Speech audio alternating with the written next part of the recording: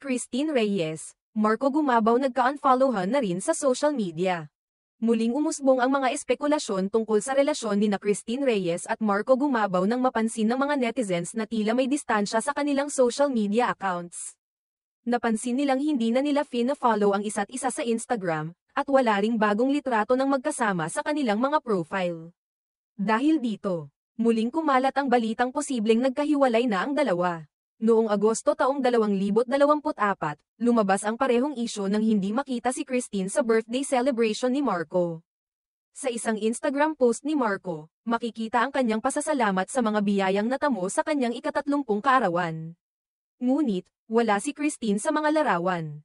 Kaya't nagdulot ito ng mga tanong mula sa kanilang mga tagahanga kung sila pa ba ay magkasama.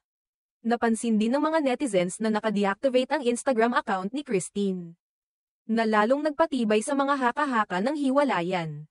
Sa kabila ng mga usap-usapan, nagbigay linaw si Christine sa pamamagitan ng isang post sa kanyang Facebook account. Ibinahagi niya ang isang larawan nila ni Marco na magkasama, at isinulat niyang, "Mahal ko yan. 30 na yan siya." Ang simpleng mensahe ay nagpatunay ng kanilang pagmamahal sa isa't isa at nagpatigil sa mga espekulasyon tungkol sa kanilang relasyon. Samantala, si Marco ay nagbahagi rin ng isang video kung saan magkasama sila ni Christine, na may caption na, "Cheers to 30, at tinag siya sa kanyang bagong private Instagram account. Ito ay isang malinaw na mensahe na hindi sila nagkahiwalay at patuloy na masaya sa kanilang relasyon. Ang kanilang relasyon ay naging bukas sa publiko noong 2023. Nang magsimulang mag-post si Marco ng mga larawan nila ni Christine. Bagamat may mga pagkakataong hindi nila ipinapakita ang kanilang relasyon, malinaw na pareho silang masaya at kontento sa isa't isa.